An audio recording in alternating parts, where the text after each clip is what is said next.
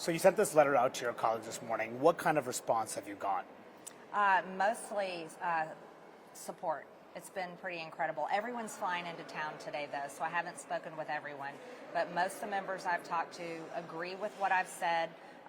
They may not come out and publicly say it. Many are relieved I've said it, and I've even heard within the ranks of leadership there's agreement there. So there's agreement from members of the leadership with my saying. letter, with much of what I said in the letter. This is difficult to do. This is not what I would like to be doing, but I believe it's necessary. This isn't a personal attack against Mike Johnson himself or his staff in any way, but Mike Johnson has completely betrayed our conference, and his leadership cannot be allowed to continue going forward in this manner. What is, you've been saying that since you introduced this resolution a couple weeks ago. What's holding you back from actually calling for a vote here? Well, Manu, I really respect my conference, and in my letter, I laid out how I am a team player and the ways that I have supported our majority. I'm one of the few members that has paid all of my NRCC dues. I fought for this majority. I'm fighting for the next majority. I know how critical that is. And in doing so, I don't want to throw our conference into chaos.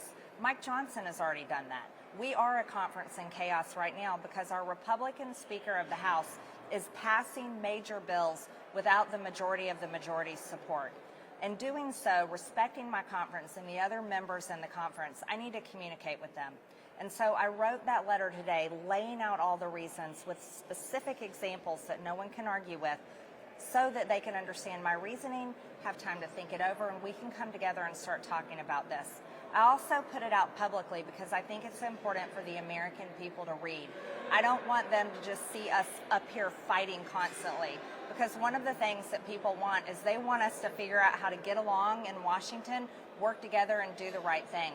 And, I come from a business background, and the way you get a job done for your customers, I view the American people as our customers, is we have to work together. So this letter to my colleagues is the beginning of that. First, we admit the problems. First, we admit the wrongs, and then we come up with a plan for change.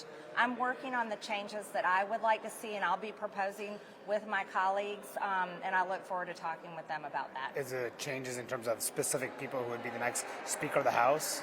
I haven't gotten to that step yet, but that may be something I move toward. Of course, that would be private conversations in our conference. I personally would love it if a Speaker of the House is chosen by a public vote, but it's not that way.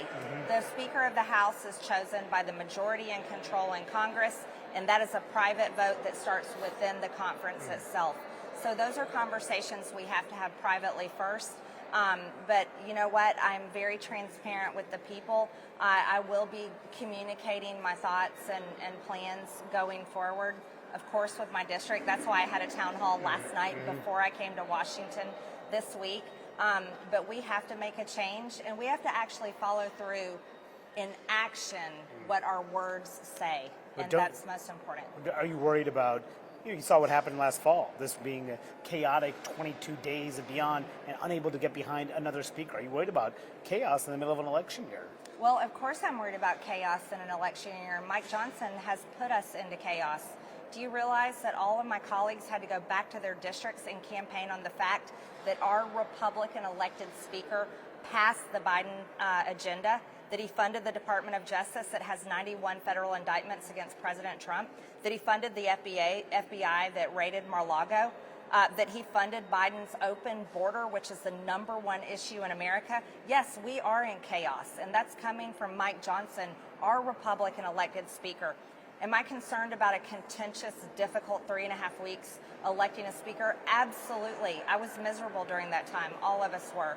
I'm not going to throw our conference into chaos. I will not give our majority to the Democrats, but I will work this process respectfully with my colleagues. But I am not backing away of leading this, and I am not backing down from having those difficult conversations. That's what comes with leadership, and my colleagues need to be ready and be prepared for that.